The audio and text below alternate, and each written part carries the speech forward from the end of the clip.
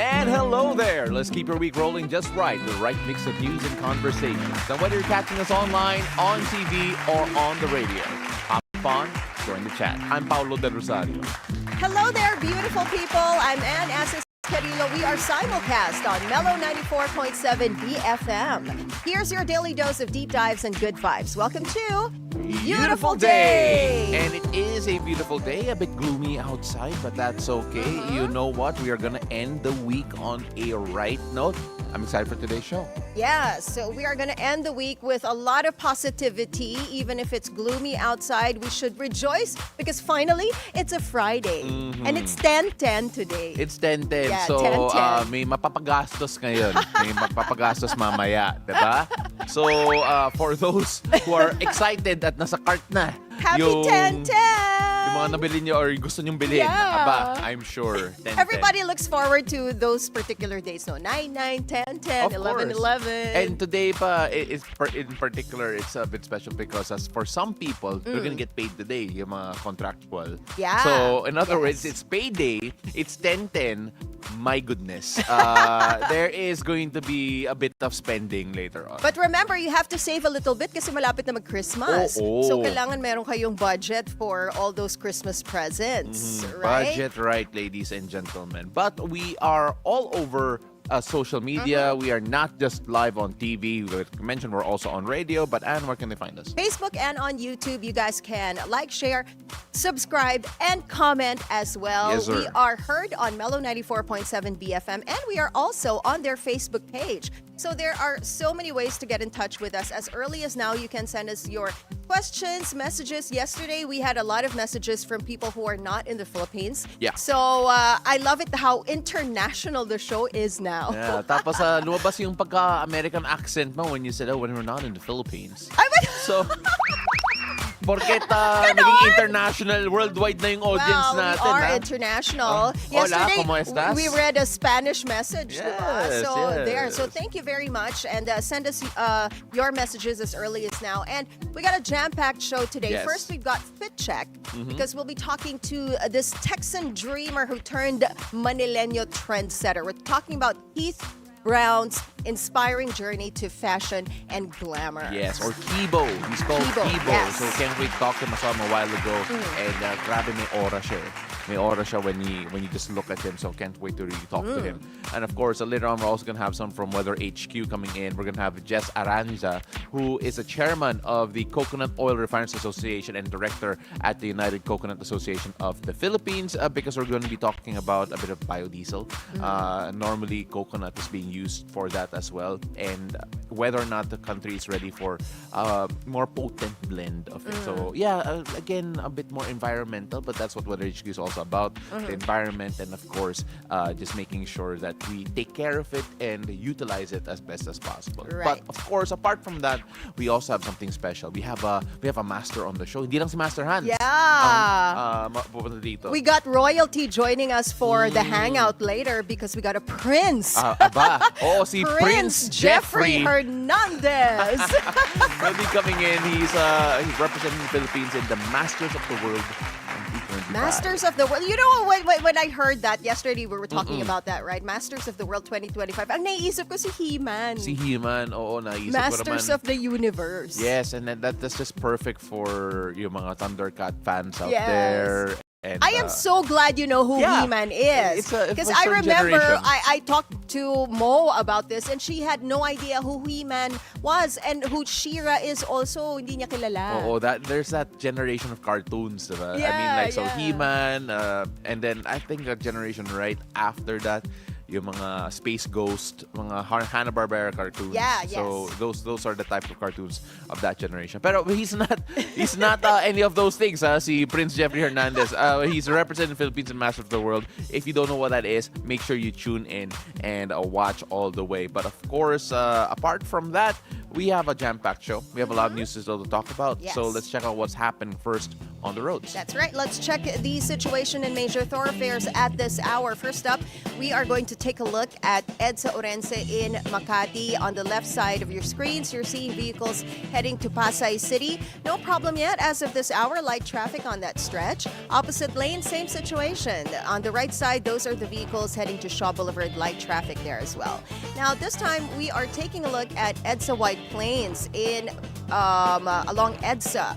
So on the left side of your screens, you're seeing vehicles heading to Shaw Boulevard. You'll be slowing things down if you're heading southbound. Moderate to heavy traffic already building up on that stretch.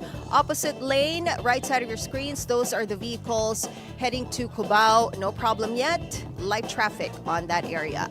Now, heads up to motorists. The expanded vehicle number coding scheme is in full swing. It's a Friday, so vehicles with license plates ending in 9 and 0 should be off the road right about now until 10 a.m. and again later from 5 p.m. to 8 p.m.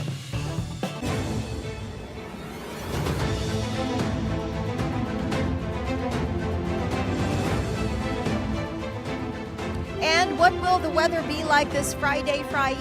Let's find out from Paolo as he gives us today's forecast from Weather HQ. Take it away, Pao.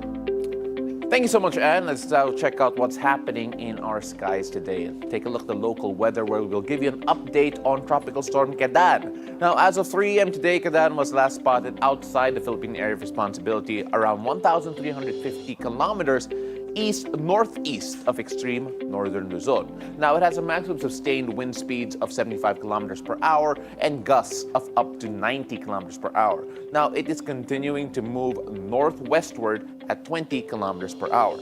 Now, according to Pag-asa, Kedan will continue to move northwestward and intensify further as it nears the Ryukyu Islands in Japan. Now, the good news is that Kedan is not expected to directly affect our country's weather or sea conditions throughout the forecast period. But let's take a look at something else. Let's take a look at the low pressure area outside the Philippine Area of Responsibility. Now, as of 3 a.m. today, it was last spotted 335 kilometers west-northwest of Pag-asa Islands in Kalayaan in Palawan. Now, according to Pag-asa, this is unlikely to develop into a tropical depression within the next 24 hours. However, the trough of this LPA, or the extension of it, is affecting southern Luzon, while southwesterly winds continue to bring moist and cool air over the Visayas and Mindanao regions. Now, let's check out Luzon and zoom in on that. The trough of the LPA, as we mentioned a while ago, will continue to bring cloudy skies, scattered rain showers and thunderstorms, especially over here in Metro Manila, Central Luzon, Calabarzon, and even the Bicol region and Mimaropa. Now, some areas may experience moderate to heavy rains, so be alert for possible flash floods or landslides, particularly in flood-prone areas and mountainous regions. The rest of Luzon can expect partly cloudy to cloudy skies with isolated rain showers and thunderstorms, usually in the late afternoon or in the evening. Now, this is due to localized storms. Now, let's go down south where the southwesterly wind flow continues to bring cloudy skies and scattered rain showers over the Palawan region as well as Visayas and in Mindanao. Now, thunderstorms may become severe, so at times, keep watch for sudden heavy rainfall and possible flash floods, especially in low-lying areas. Now let's take a look at the sea conditions because here's some good news for our fishers and travelers. There's no gale warning in effect anywhere in the country despite all the weather systems present, so our seas are generally calm. Wave heights of up to 0.6 to 2.1 meters means that conditions are light to moderate. So if you're heading out to sea or enjoying some time in the coast, you can expect generally fair and safe sea conditions. Now that is it for Weather HQ at the moment, and back to you. Thank you so much, Pao. Now on to our top stories this morning. The Department of Public Works and Highways has inspected thousands of flood control infrastructure, discovering hundreds of ghost projects, mostly in Luzon. The DPWH has not yet provided the total cost of these projects, but some of the contractors involved were among the top 15 reported by the president. We submitted an initial report. We briefed the ICI on our initial findings as of October 6. Out of the 8,000, ang na-validate na ghost ay 421. Newly appointed ICI Special Advisor and former PNP Chief Rodolfo Azurin Jr. said they will begin investigating the ghost projects next week. The ICI has also recommended lowering the project contract costs that DPWH officials can procure, which could cut some levels of authorities for regional engineering offices in half. The flood control scandal has dragged down the approval and trust ratings of those involved, according to the third quarter survey of Publicis Asia. Former House Speaker Martin Romualdez saw his approval rating plummet from 15% in the last quarter to just 7%, while his trust rating dropped from 10 to 5%. Former Senate President Chis Escudero also experienced a downturn, with approval falling to 19% and trust down to 11%. Meanwhile, Senators Joel Villanueva, Mark Villar, and Jingoy Estrada are in negative territory. Amidst the corruption scandal, President Marcos's rating dropped slightly, but Vice President Sara Duterte's numbers remain steady. Senate President pro tempore Ping Lacson laments the state of the country's infrastructure programs amid the flood control scandal. Lacson cited how wildly corrupt the government's programs have become in his post on X. He said it is easier to identify who is not guilty rather than who is. The remarks come as Lacson and his staff pored over volumes of DPWH documents revealing substandard and even non-existent projects.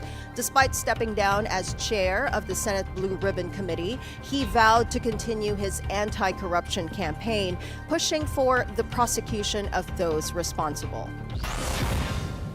And still in relation, amid the ongoing issue on flood control, government officials uncover more anomalous projects. This time, extremely overpriced farm-to-market roads. According to Senate Finance Committee Chair Win Gatchalian, such projects from 2023 to 2024 had an upcharge of 10.3 billion pesos. And one of the contractors for these overpriced FMRs in Albay was High Tone Construction and Development Corporation, co-founded by Christopher Ko, the brother of former Ako Bicol Party List Representative Zaldi Ko. Gatchalian asked that the ICI and Senate Blue Ribbon Committee investigate these projects as soon as possible. Gatchalian also proposed it may be better to abolish the DPWH altogether with how deep the corruption goes. I think it will take years and years for Secretary Vince to clean up. Maraming gagawin. Digitalization, of course, makasuhan yung mga dapat kasuhan, at may mga dapat ma-check rin kung tama yung ginagawa. You know, we're talking about all this incessantly. The flood control scandal, the amount of corruption in the government, DPWH in particular, and Senator Lacson's comments or remarks saying that it's easier to spot the innocent ones compared to the guilty ones, I think says a lot without naming names. That's true. He said that it's easier to ask who's not guilty, because it's really disheartening when you think about how severe corruption has become in the government. And we're not just talking about infrastructure projects, we're also talking about other areas in the government, other departments as well, diba? Yung flood control scam nga, trillion peso na diba? Yeah. We're not just talking billions, we're talking trillions of pesos. And in our report earlier, Secretary Vince Dizon has been doing investigations continuously, and he, among the 8,000 flood control projects that he has investigated, 421 of those were verified to be ghost projects. Nationwide, imagine mo, no, parang 421, that is a lot. So you paid, they got complete payment from the DPWH worth billions of pesos, and nothing was done. So we said validated as ghost projects. Yes. That's not even counting yung mga substandard. Yeah, wala pa. So 421 ghost projects, 421 projects that were marked as completed but then not done or not completed. So there are a lot of things to look at from the DPWH perspective. But then going back to Senator Lacson's remarks, he was just talking about the infrastructure. Yeah. We are still waiting for more investigations when it comes to the other departments in Yes. government. Like yesterday, we were talking about ghost hospitals. I mean, haunted hospitals. Haunted hospitals. Right? Department of Health. Yes, the one without Enrique Hill. Yeah, right? Tama, diba? Wala, hindi niya movie yun. But not just the Department of Health, but, there have been talks of corruption also in other departments, Department of Education, Customs. So, a lot of investigation needs to be done and a lot of revelations are expected. Yes, it feels like the problem is obviously systemic, and at the same time, the change will take a bit longer considering kung Oh, sistema yeah. yung papalitan. It would take a lot of study, it'll take a lot of movement, and of course, it'll take a lot of political will. And speaking of yung political will, the Publicis survey, remember how the surveys were not so accurate at some points during the last election or Yes. last round of elections. Yes. So we're going to see whether or not the surveys actually are more accurate this time around, especially in the next election cycle, because we had so many surprise candidates come up big and surprise candidates fall Yes, in the that's last true. election cycle based on the surveys that we did see. So I'm sure the supporters of those affected by the survey negatively are saying like, hindi naman yan totoo compared to what we saw last time around. So, but in fairness to these firms, they did say that they are going to review their methodology after the last election cycle. Yeah. So baka mas tama nga ngayon. So we're gonna find out whether or not that is true because we're going to see the effects of what's happening from all these scandals. Yeah, and you know what you mentioned kanina that we were talking about this corruption corruption news items incessantly, right? And this is exactly what people should be doing. We should continue to talk about it para hindi natin makalimutan. Yes. Diba? So we're gonna find out just how far the rabbit hole goes. And to be fair, this seems like a very deep rabbit hole. It feels like we're just is. touching the tip of the iceberg when it comes to all of the corruption scandals and of course the names mentioned. Yeah. And we're going to find out, sino mga silver lining out there as well to help us out, considering sabi nga ni Senator Lacson, it's easier to find the innocent ones Yes. compared to the guilty ones. Now let's move on. In world news, Israel and the Palestinian militant group Hamas signed an agreement to cease fire. This is the first phase of U.S. President Donald Trump's initiative to end the 2-year war in Gaza that has upended the Middle East.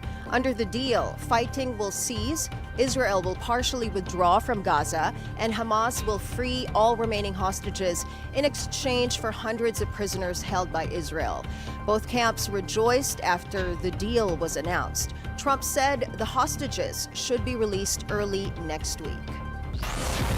Pope Leo XIV urged global news agencies to never betray the duty of truth-telling and to exercise caution in using artificial intelligence tools in reporting. The Pope said information is a public good that needs to be protected by a constructive alliance between citizens and journalists. Pope Leo also released his first major document on Thursday. The 104-page text is known as the Apostolic Exhortation, titled Dilexite, which means I have loved you.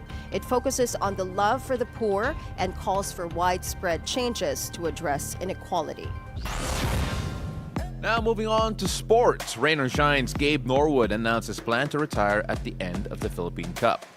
Norwood bared his plans to hang up his jersey after 17 seasons in the PBA in a video posted on social media on Thursday dubbed One Last Flight.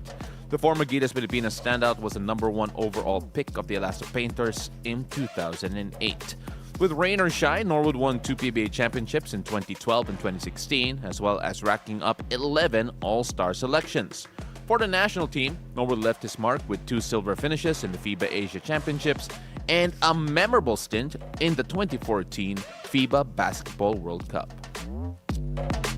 Now, still with national team news, the Philippine men's national football team put Timor-Leste to the sword 4-1. 4 goals to 1 on Thursday in the AFC Asian Cup qualifiers, courtesy of a 4-goal performance from Bjorn Christensen in Darwin, Australia. The Filipino-Norwegian forward was deadly in front of goal, netting 2 goals in both halves. This is the first time a player has scored 4 goals for the Philippines since Mark Hartman in a 2014 friendly win over Papua New Guinea and Phil Younghusband in 2013 against Cambodia. Timor-Leste did pull one back to make it 2-1 at the start of the second half, but it was not enough to stop the Filipino momentum.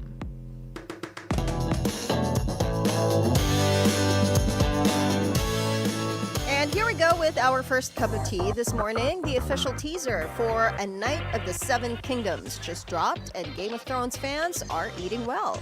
The series is... I'm a Game of Thrones fan of the series and not the books because the book's not even done yet. Yes. Is he still gonna continue writing the books? I Parang hope he stopped so. na. You know what? Cup of tea, another cup of hot tea. A U.S. federal judge has dismissed Drake's lawsuit against Universal Music Group, in which the rapper accused UMG of promoting the song despite it containing serious accusations against Drake. Well, This will never end. Drake versus Kendrick you know what? Lamar. You know what? I think it's safe to say the one Up the chart. So Yeah. fans are loving it. But you know what? I really want to see, like maybe in the future, all these feuding artists You want them to be make friends? music together. They not already did. not necessarily friends. You know, just have a truce. It is, but you know what? Hey, if it does happen and they do would be make up great. and make music again, Yeah, their yeah. last hit together was actually not bad. It was actually What pretty year good. was this? Ah, that was a while back. Well, yeah, a but while they back. have worked together a bit, and you know, hopefully, maybe you know, in an ideal world where friendship wins. Just then like it what we would were work talking out. about the other day, Taylor Swift and who was she feuding with? Yeah. That rapper?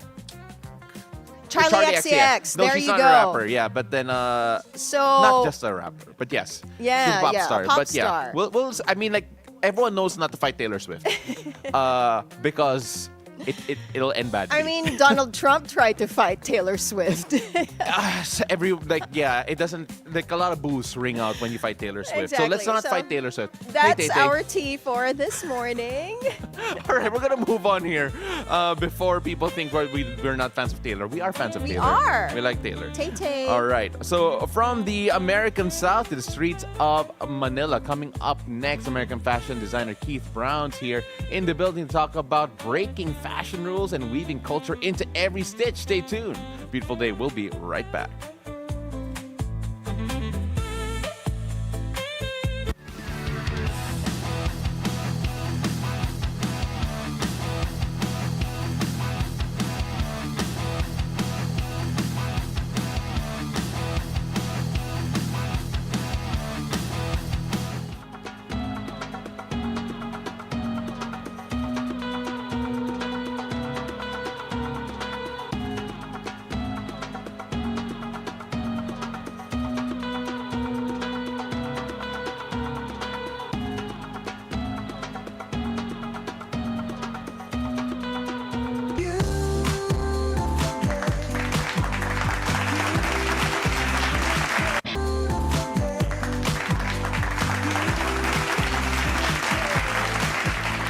Well, from the American South to the streets of Manila, today's guest is stitching together culture and style.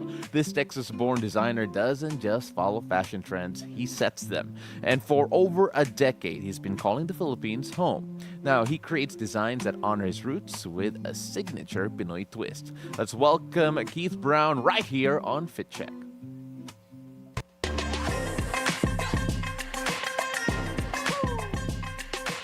It's a beautiful day. We call him Kibo. Welcome to the show. Thanks for having me.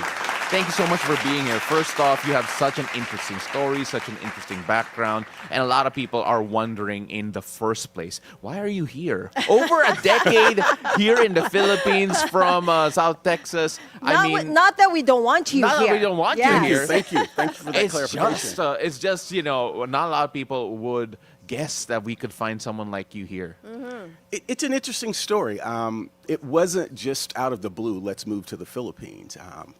My wife is a retired scientist who worked for CDC and the World Health Organization for about 25 years. Okay. So somewhere around 2009, when we met in Atlanta, we both felt that our time there had come to an end, and it was time to have a new experience. And we met, and we both had sort of the same idea about where we wanted to travel and to live life, you know, growing old together and experiencing art and movie and fashion, etc. So we decided that it was time to go, and we considered like India, Africa, and Asia. And it all worked out to where it was an easier first step abroad to come to the Philippines. I think it's also important to understand that my wife's heritage is Filipino and American. Her mother is from Paco, Manila. She was born and raised in California. But that didn't play a huge factor in us moving here. We came for 2 weeks to decide whether or not we wanted to move here. Undoy happened, and we still decided to move here. Really? Despite Undoy? There are times where I still think that I'm like, what was I thinking? So that was why we came. It was because of her work. I think the more interesting thing is why we came back. You know, Philippines it's very black and white. There's no gray. You either love it here or you don't like it. The heart of the people, the friendships, the connections that we made with people, the connections that remind me of home because of family, faith, food, fun, the joy to sing, the style elements. That felt familiar. That didn't feel like a disconnect. So where it may seem a big leap to think that a boy from the southern parts of the United States might find a connection with the Philippines, it's actually not. There are more similarities there within the culture and the way we go about living life and providing and enjoying family than one might expect. And off the air, you were telling us that it was easier for you to embrace the Filipino culture compared to your wife, who is a Filipino American. What is it about the Philippines that, you know, really drew you to the country? What is it about our culture that made you fall in love and you know, and stay? Yeah, I mean, I can sing off key. I can walk through the mall and sing off key and nobody thinks anything of it. I can wear the craziest thing you can imagine and people applaud that stylistic effort. Okay. I mean, to get in a taxi or a Grab or to be walking somewhere in what someone might perceive as a crazy outfit, you're complimented on. So there's this kinship and there's this synergy and there's this ability to laugh and talk out loud, which is so much more akin to the culture that I come from. We're loud. We like color. We like food. We like to know who our neighbors are. We like brown liquor. We like cigars. And I find that there was a greater connection, and we love pork. Yeah. So I found that there was this connection that I wouldn't say was greater than my wife's connection to the Philippines, but was so much more comfortable for me to be here. And she would even say that I'm probably more of the driving factor as to why we're back in the Philippines. Okay. So it's not just about clothing, it's also about culture and lifestyle and the embracement of people and figuring out a commonality in things in which we share. Yeah, you know, it's fantastic because I've hosted a few restaurant openings of Texas-based restaurants in general. And normally when we talk about, when I talk to the people who do come here from Texas, and they always say that there's something very familiar with Filipino culture because of the appreciation of the food and the way that they treat the food, in the sense that it becomes a community thing, it becomes a family thing. Yep. Now, moving forward here, you're here because of your fashion as well. We're Yes. here. We love to talk about Yes. that because it is unique. It has a bit of a flair. Can you talk about first how you started out and how you found your own voice in fashion? So it really goes back to when I was a kid in high school. I was always someone that presented himself different. The key there is those differences were celebrated. Those differences weren't positioned in a way like you shouldn't dress like that, you shouldn't wear your hair like that. And I think that's a very a different perspective. You can champion someone's uniquenesses versus making them feel isolated because of what you call differences. So I, at a very early age, in my small hometown of less than 20,000 people, just had a way of presenting myself, a way of carrying myself. And I remember one day just going to school with a pair of starched yellow Levi's on with one red boot and one yellow boot. And you would have thought that people thought I was nuts. They didn't. Again, they championed the confidence to be able to do that. They championed the spirit to be able to step out and say, this is who I am. I'm comfortable in my own skin, presenting myself in a way that other people may not be.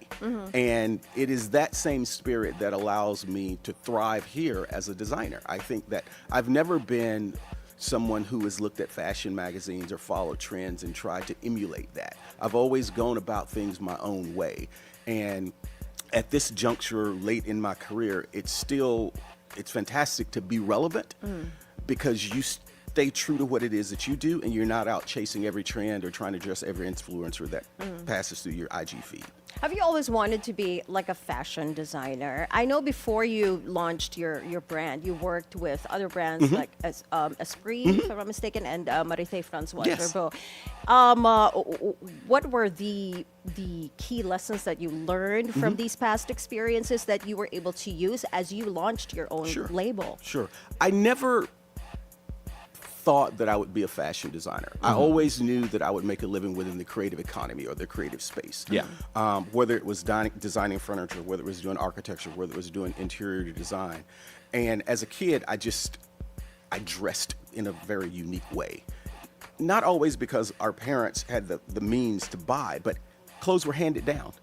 Cousins lived in the big city. They would hand me down their clothes, which were the big labels. They wore Ralph Lauren or Azad. We wore the Fox from JCPenney. Okay. And so you figured out how to be creative with those things. Yeah. I think the biggest thing that I've learned about working at Esprit or Gerbeau is not to be fascinated by fashion in itself. Fashion is a business. It is a business that requires you to do your due diligence to understand that it's not just about what you see on the runway. There's a process that allows something to exist on a runway or in SM or in Rustans or wherever that may be. And I spent a lot of my time while working at Gerbeau understanding the business side of things. Okay. When your single best-selling item can be the same thing for 17 years and all you do is change the colors of it, there's a branded methodology that goes behind that. Yeah. I don't change designs every season. I can tweak. I can move a pocket. I can add a different type of button. I can make something a different length in terms of sleeve. You don't have to go about designing in the way in which, every season is 900 new items. And for me, that's not.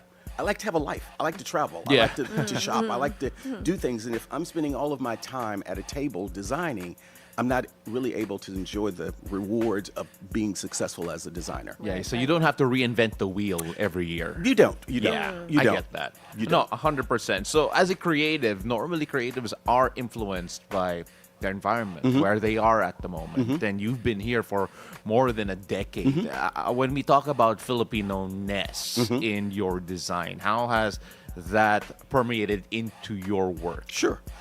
Again, it goes back to, I can't talk about my existence without talking about where I'm from. Yeah. When I go back and I talk about being from the South, and you look at what I was inundated with on a day-to-day basis in terms of colors of food, quilting was a huge thing.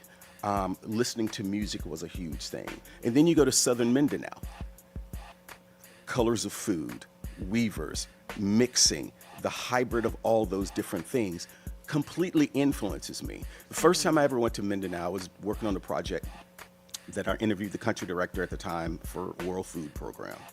And I had a chance to meet the weavers, which wasn't while we were there, but out of my eye, I see these women over there with these yarns and threads, and I'm like, I really felt like I was transported back home to where I'm watching my elders stitch quilts together. Pieces of fabric that form this beautiful tapestry was the same thing that I saw in Mindanao. So part of my passion and what inspires me about being here are two things, hands down. It's not so much just the Philippines, it's really more Asia. Men in Asia take greater fashion risks than men do in other places. Sometimes good, sometimes bad, but the reality is what it is. And secondarily, just women going to an art gallery, you're in formal attire 90% of the time. So I get so inspired by this culture, particularly here in the Philippines, about how people associate with fashion as their armor, how they use it as a tool to express themselves. And that's inspiring to me because I like to think that I design clothing that fits that modus.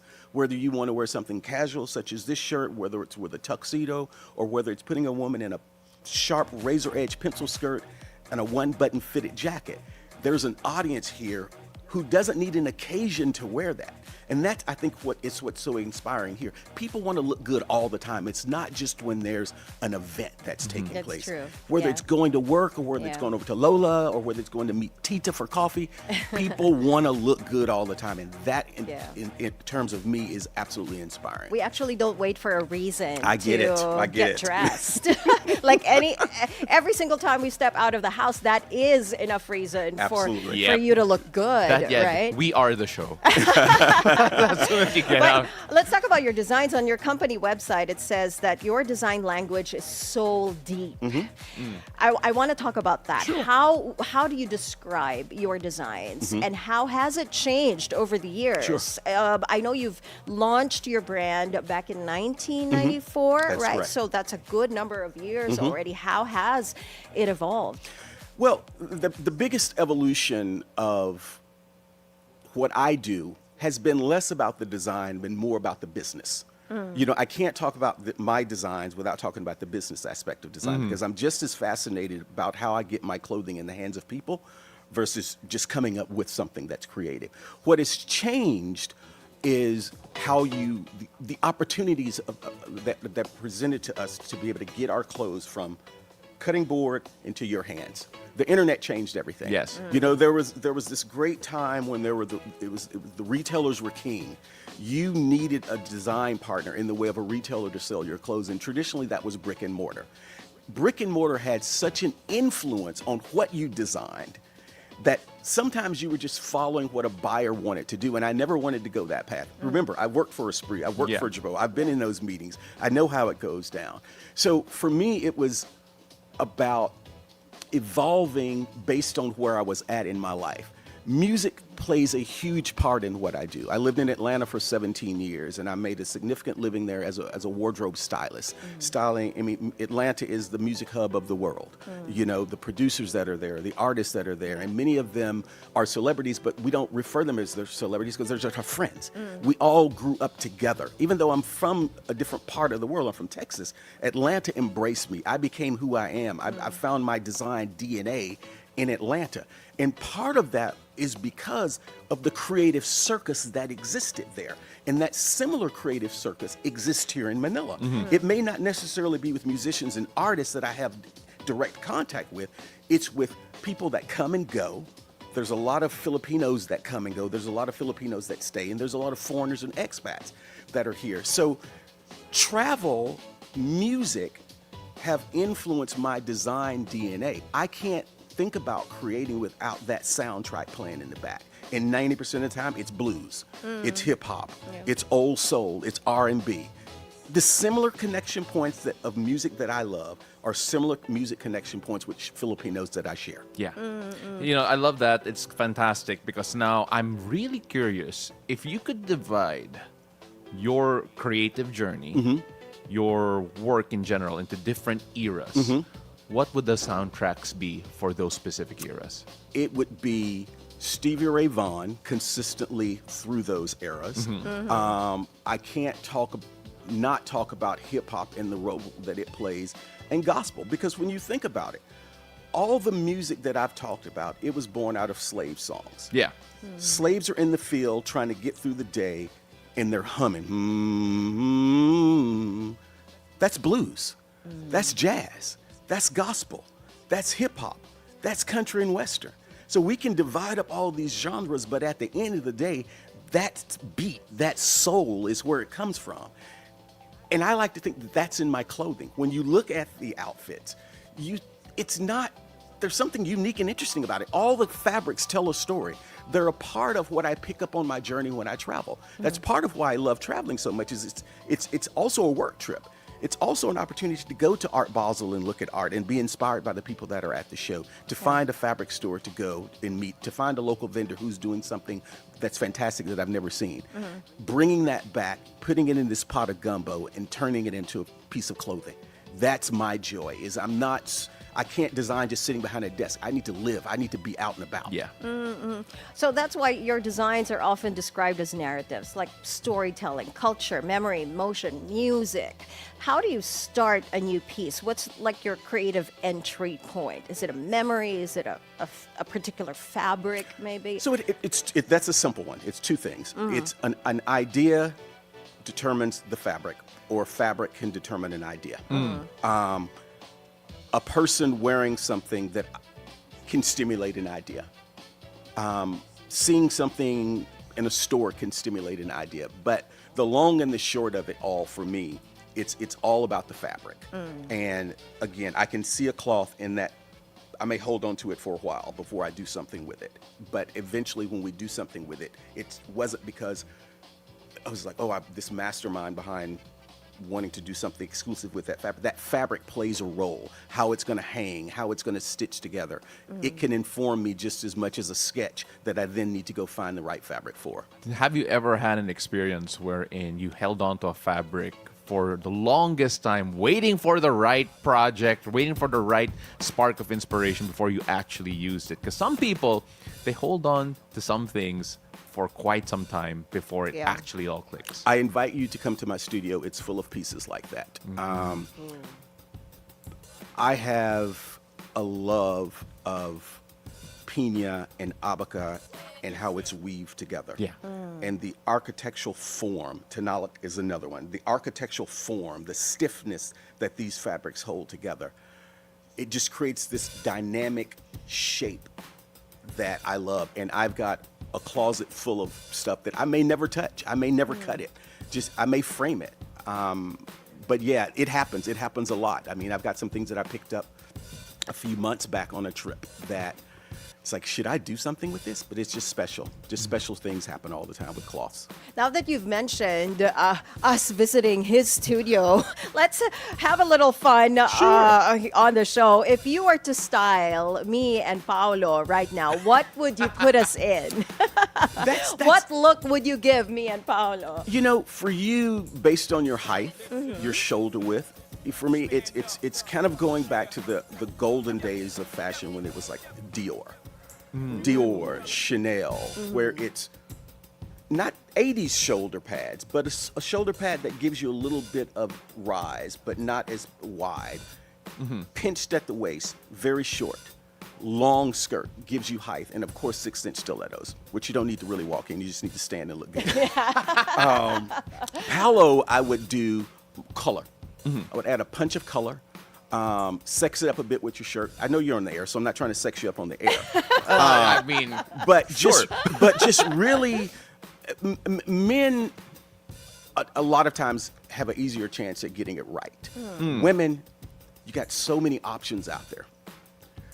You want to stay on trend, and a lot of times fast fashion just screws it all up. actually, I was going to talk about that because you mentioned that internet changed the game for you.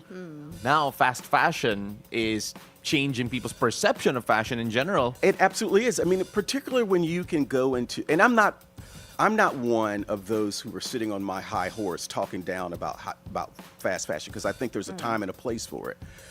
And there are retailers who are in the business of fast fashion that we don't need to discuss, who create these amazing stores. And you walk in these stores and you listen at the soundtrack, you look at the architecture of the stores, and you feel escalated, but you're still buying crap that's going to fall apart.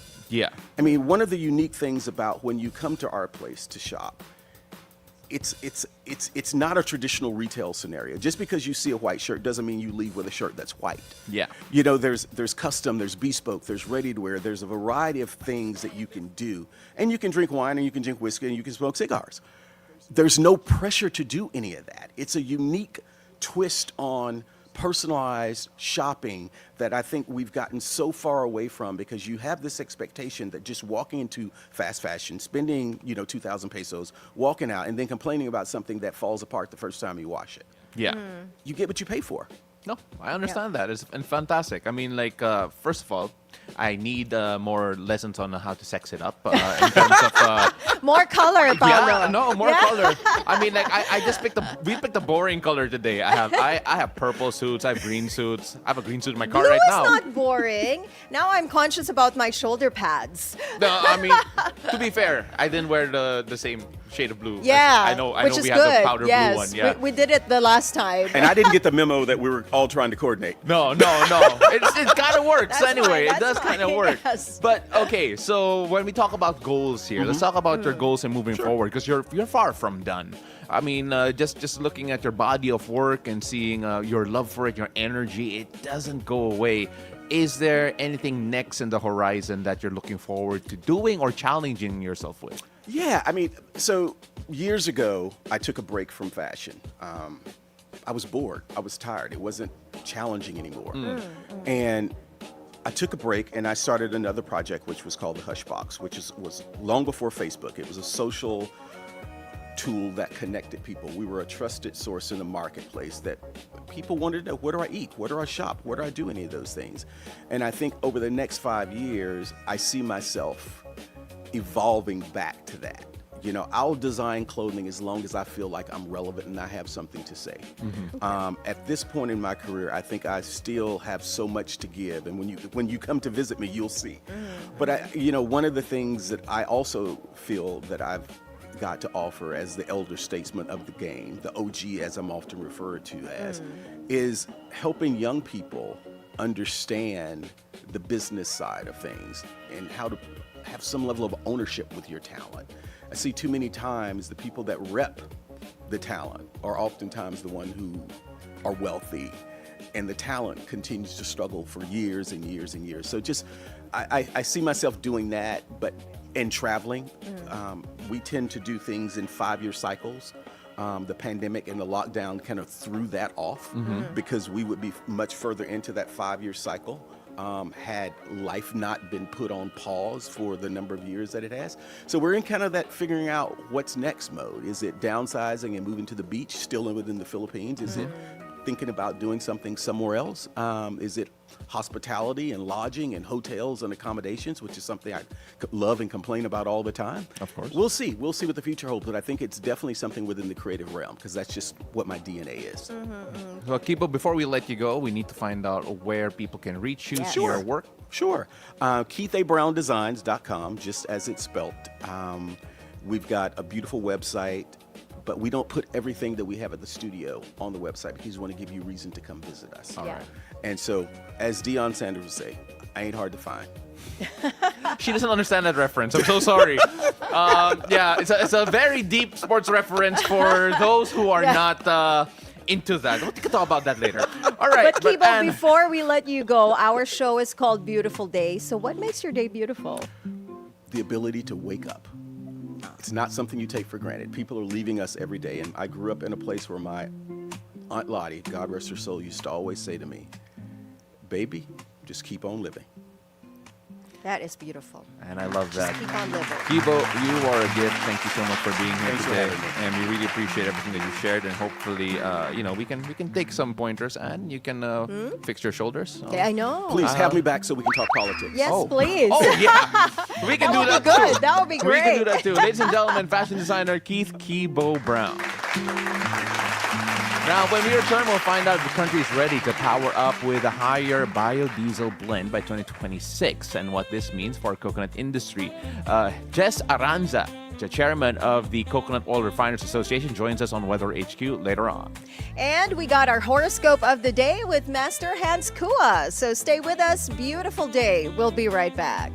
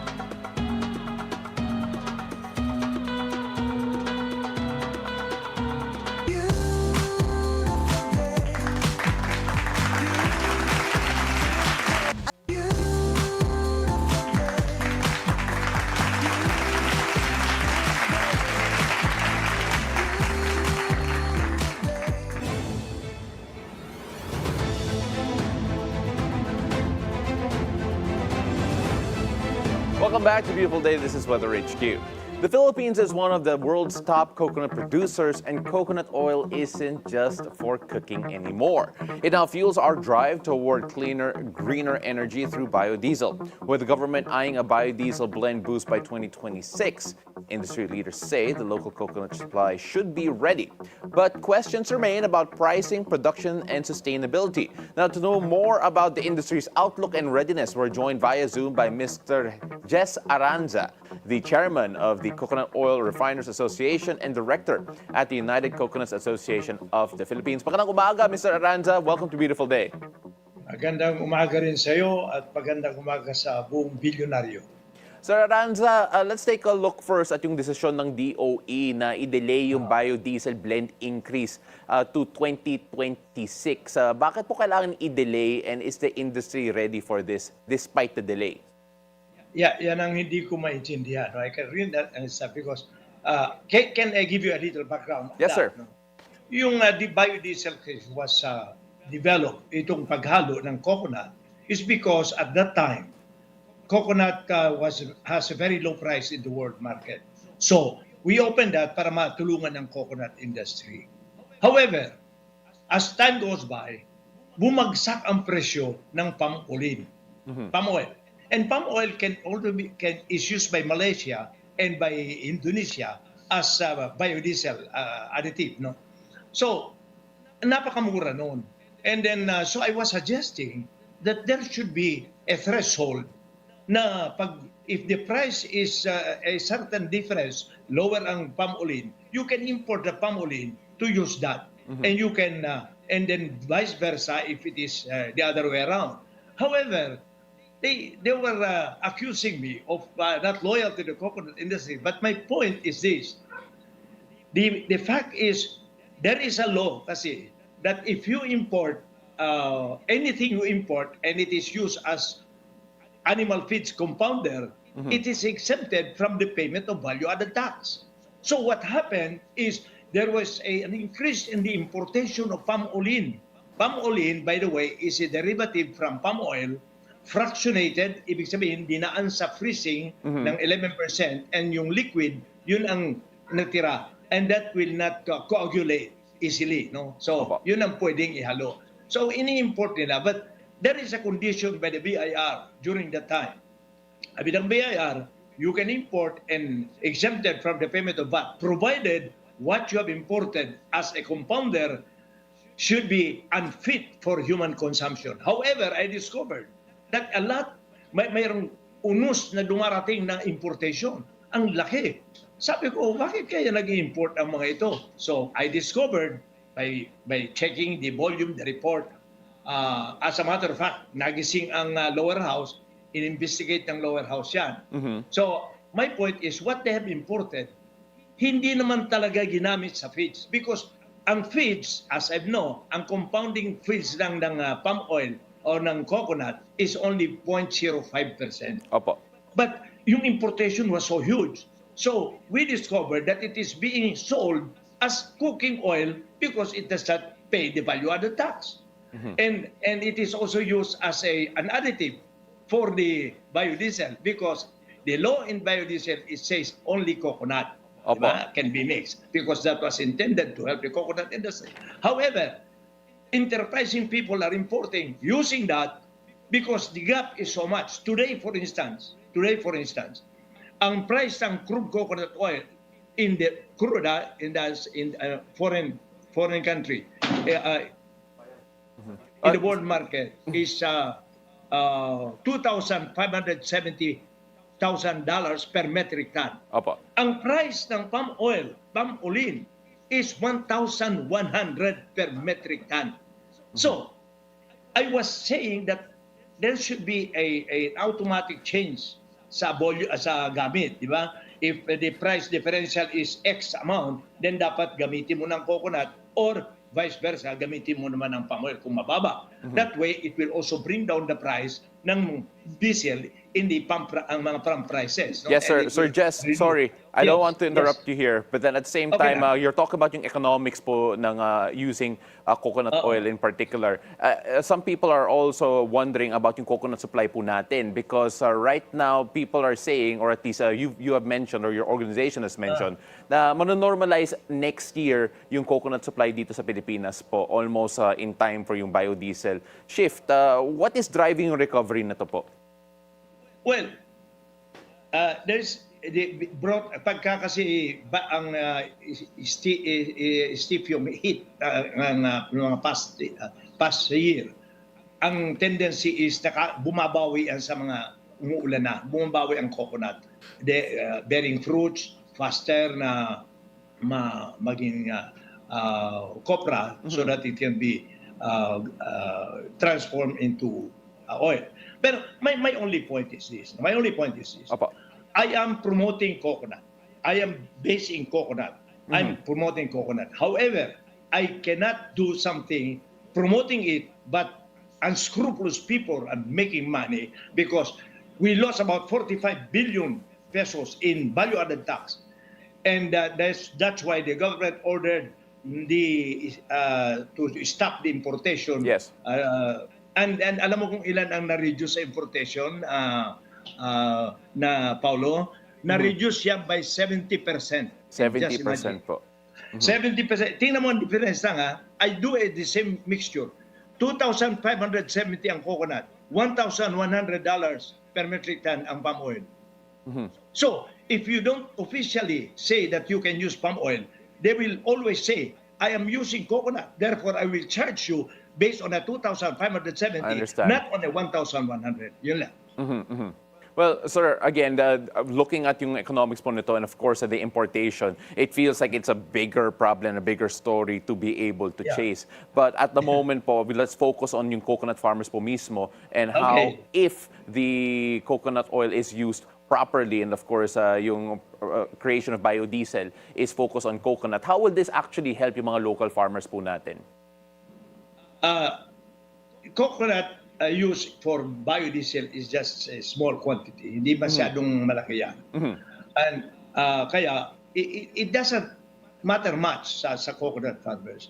Ang coconut farmers talaga is, yung driving force dyan is the world market price of competitive oils. And remember, we have to use coconut kasi more on the high value products. Like, we were able to have Joconis Hospital in a counterpart ng subsidiary of I should say ng Harvard saying that coconut oil nung pa ito coconut oil is safe, there is no cholesterol in coconut oil and it helps the body. Mayroong may mga contents yan na can help the brain, can help the heart. It can also kill envelope virus. Proven yan in the United States, Joconis Hospital. So, dapat sana, kung ako, i-develop natin ang mga high-value finished products because that cannot be matched by palm oil because they cannot do that. But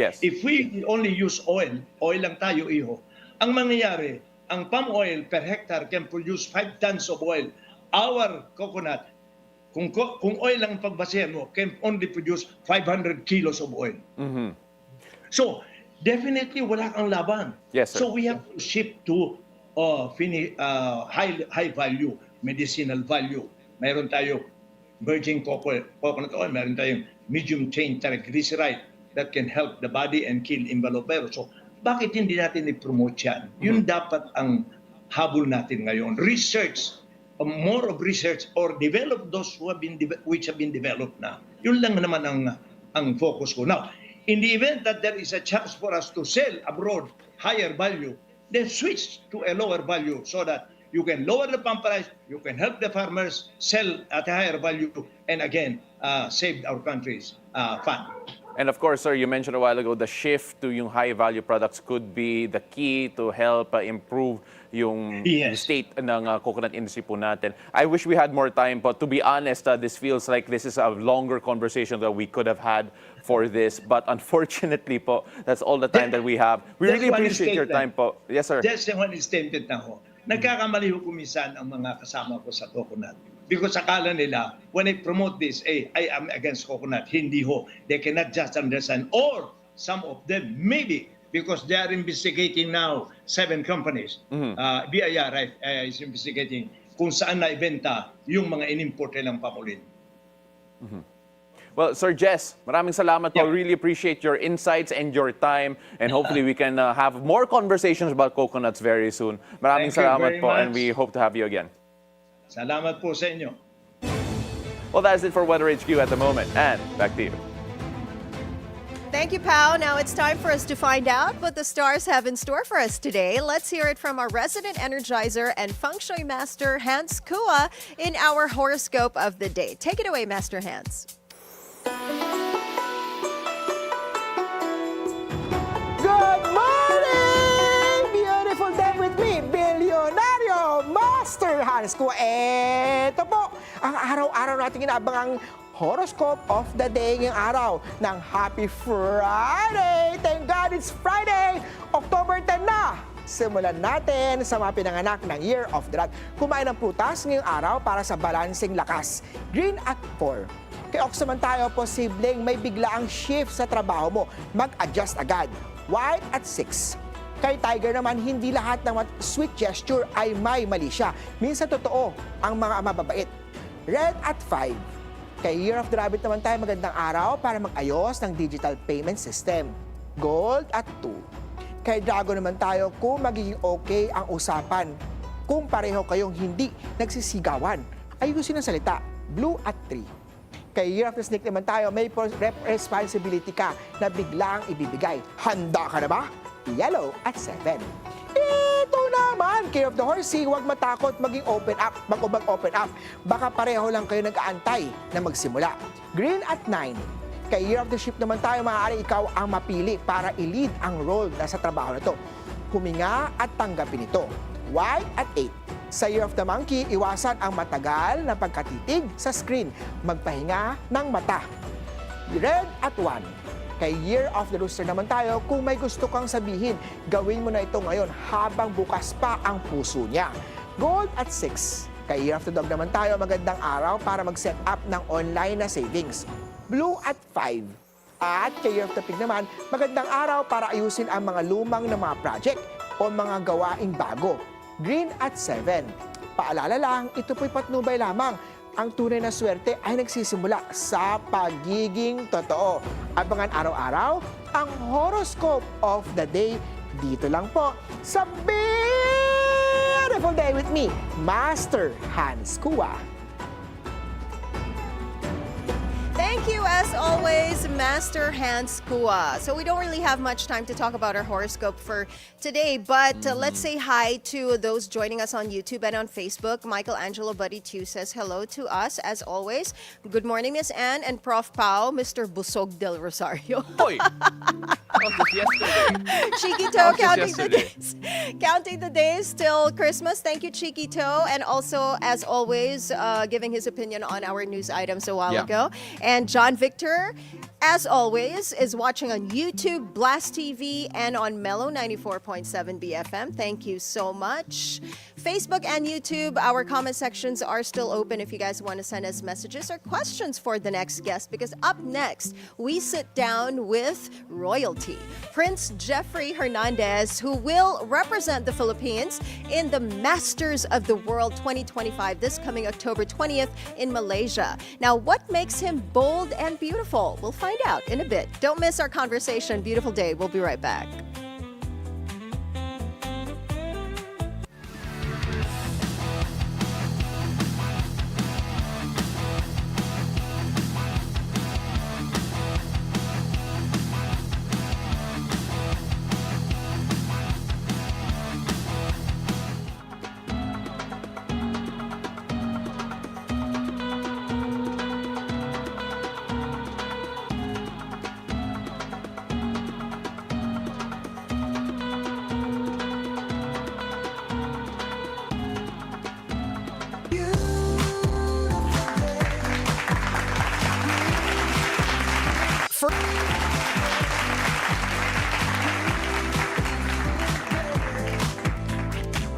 Welcome back to Beautiful Day. Our guest today is redefining what it takes to join a pageant, proving it has no age limit. From taking a 20-year hiatus from the pageant stage, 39-year-old Prince Jefrey Hernandez is set to represent the Philippines in the Masters of the World 2025 in Kuala Lumpur, Malaysia, this coming October 20. Now let's get to know him in the Hangout.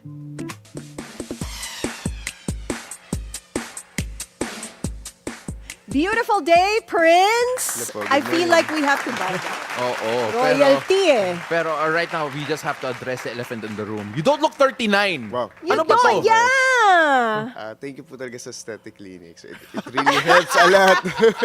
So mamaya tatanungin ka namin about that. That's your business, right? But we have royalty in the house and I'm so happy that you came thank you po. wearing blue. So in sync ka with me and Paolo today. And you are Master of the World Philippines 2025. So you'll be correct. representing the country sa Master of the World In Malaysia. Kuala international competition in Malaysia. And, you know, hindi lang ito yung first male pageant that you've joined, di ba? Yes, po. Ito yung first international. Yes, correct. And male pageantry is finding its place already in many societies. And you commented before that male pageants are no longer weird.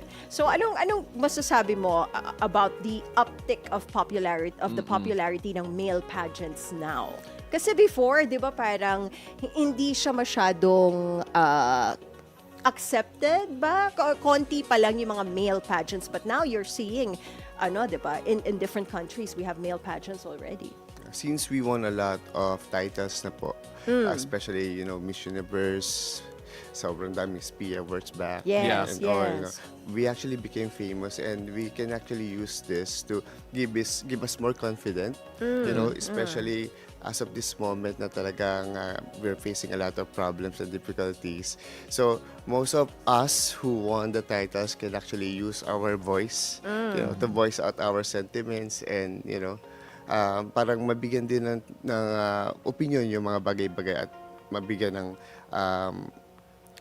mga experiences namin, maibigay yung experiences namin, mai-share sa kanila. Yeah, parang nag-improve na yung platform ng mga pageant, mga nagpa-participate sa mga pageant, especially those who win, na yung boses nila, it's more relevant today than it was before. Agree ka ba dun? Sobra po.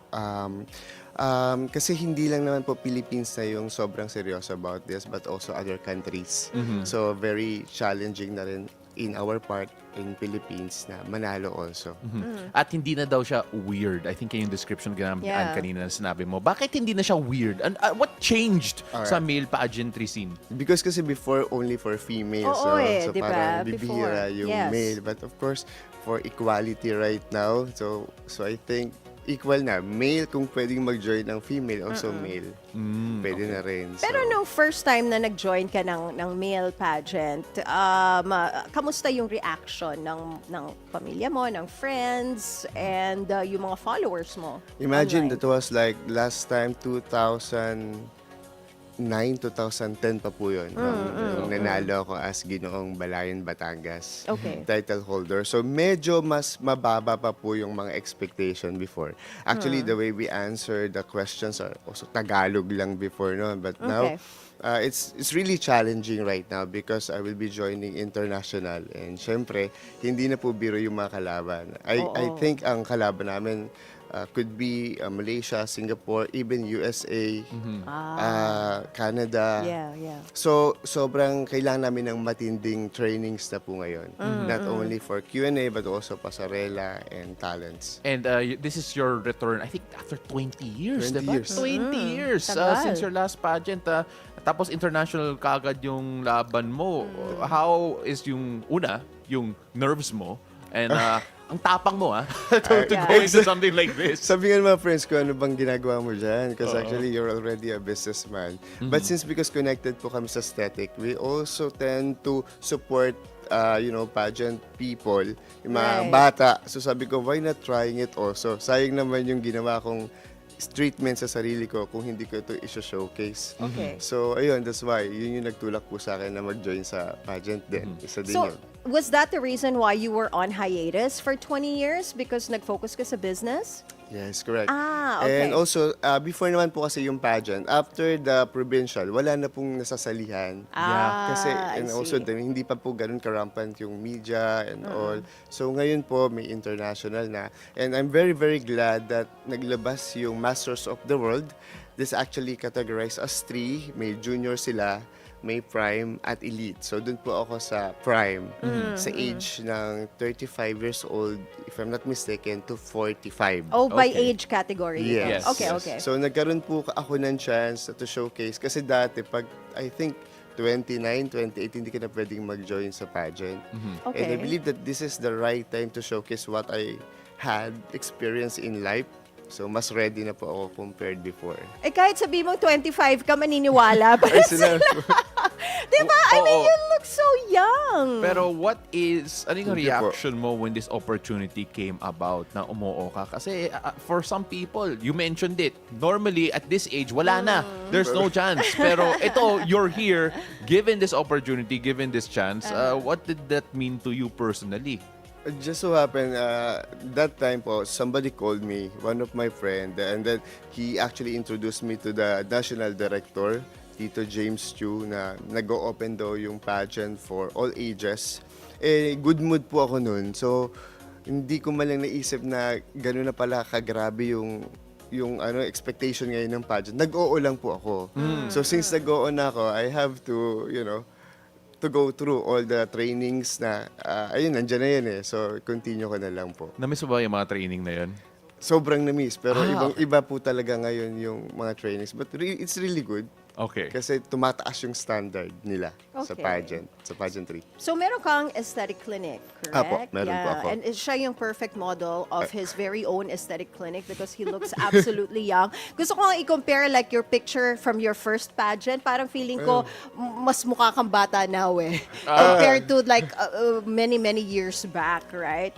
So, nag-change na kasi yung, all throughout the years, nag-change yung male beauty standards, di ba? So, what do you think contributes to that shift? Paano nag-iiba yung beauty standards, the way male pageant contestants should look? I believe before po kasi yung technologies hindi pa ganun ka Advanced. ka- Yeah. advanced, Yes, no? yes. So ngayon po, it looks natural na. So nakakahabol na tayo because there are some hindi siya invasive, non-invasive treatments Right. that you don't need to go through cuttings. So it looks more natural. So I think tama po kahit you look at your age, 39 na po ako ngayon, I might be looking younger.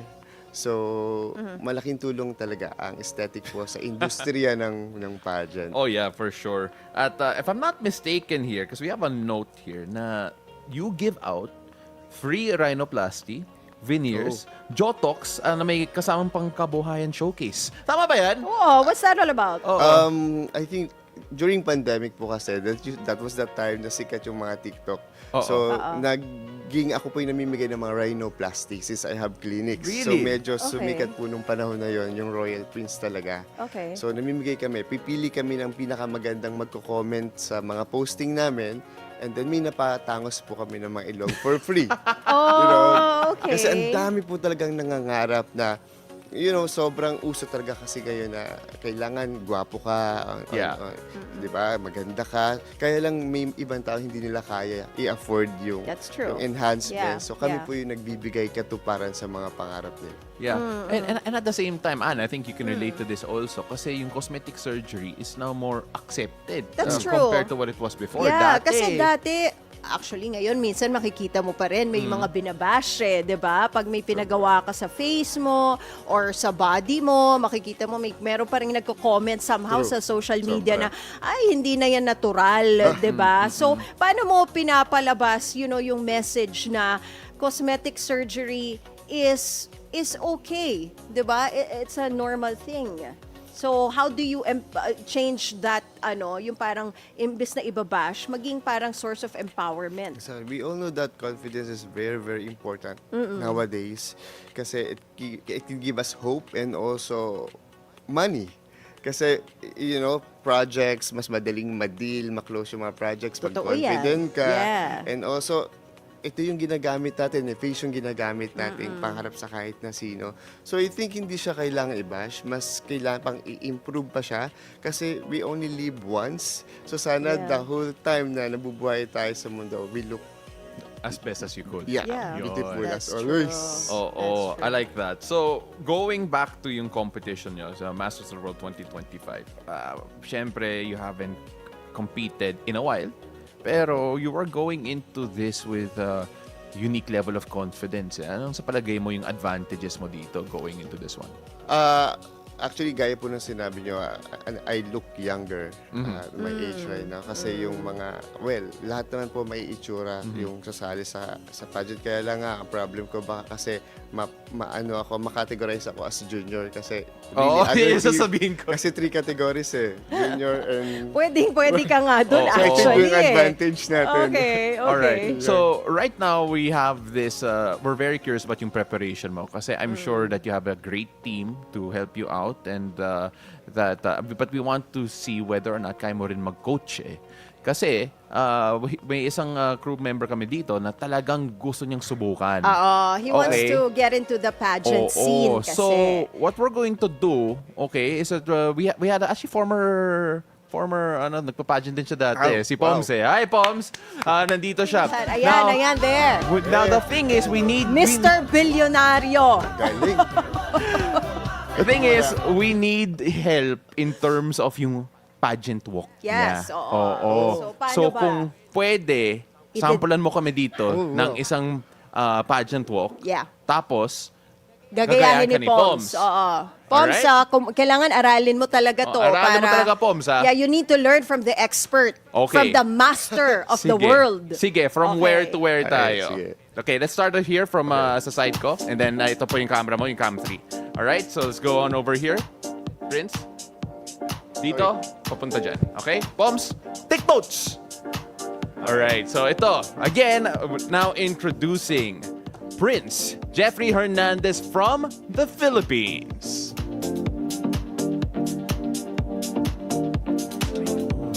Yan. Poms, aralin mo yan, Alright, Poms, dito ka na.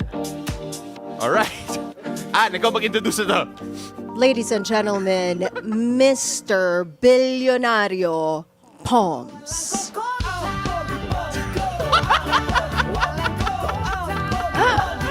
Ang galing! Ang galing! Alright. We see Poms gliding in with so much confidence right there. Para feeling ko si Prince ang matututo sa iyo Prince, you might get tips from Poms Oh my God. Yeah. Sige, have a seat Yes. again, Prince. Thank you so Thank much you, for being so Poms. game. Poms, maraming salamat Thank you. Mananalo ka niyan, Poms. Oo. I'm pretty sure of it. Yeah, ito master of the Bilyonaryo to See? But of course, thank you so much for being game. And again, it's such a big process, diba? Yung pageantry, learning how to walk, learning how to do all of that. Let's talk about yung preparations mo na yung team behind you at the moment. Gaano kalaki na bagay that they are there, and of course, the amount of preparation that you've gone through it. Can you pull back the curtain for us? So since 20 years na po, since the last time I joined, actually sobra talagang kinalawang na ako. And currently, ang mundo ko ngayon is all about aesthetic clinic. So ibang-iba na yung pinag-uusapan sa aesthetic, sa pageantry So I really have to cope up and to learn a lot of things coming from my team.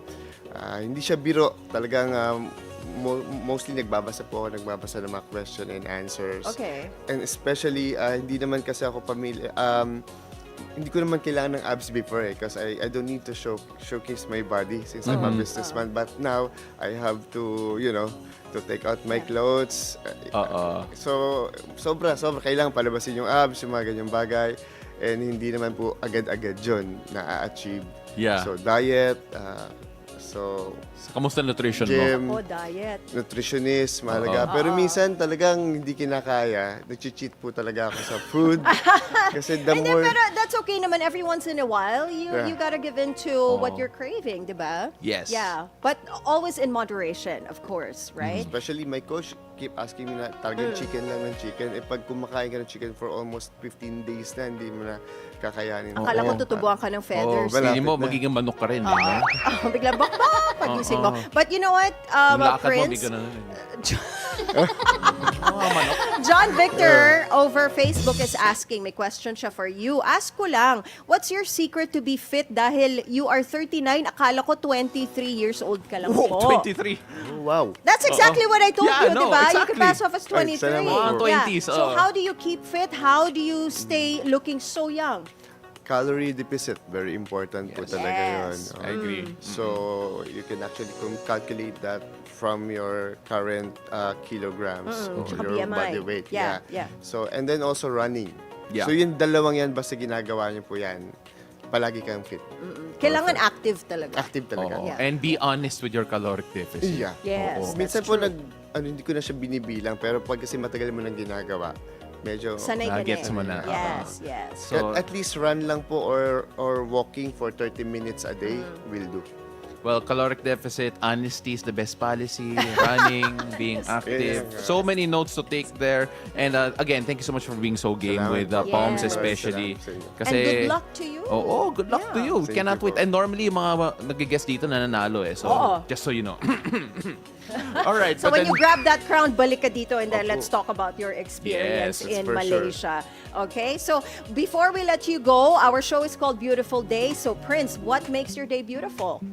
Sitting here right now in front of you guys and knowing you. Yeah. Perfect. Thank I you. love that. Oh, pang pageant na yung sagot. Yeah, eh, no? I know, Ready right? na. Masters of the World Philippines, Prince Jefrey Hernandez. Ladies and gentlemen, thank you so much for Salamat po. joining us. All right. So we are now still counting the days before Christmas. And aba, malapit na. We are now at 76 76. beautiful days before Christmas. Grabe. Are you ready to spend, Ann? No. Budget season is almost done. And that is a wrap on our show this Friday, October 10. Thank you so much for joining us. I'm Paolo del Rosario. Remember, keep it cool and take it easy. And I'm Asis-Carilo. Have a great day and a great weekend ahead. And always remember to choose joy and spread love and kindness wherever you go. See you again next week, 7 a.m. to 8:30 a.m. Only here on Beautiful Beautiful day! Day!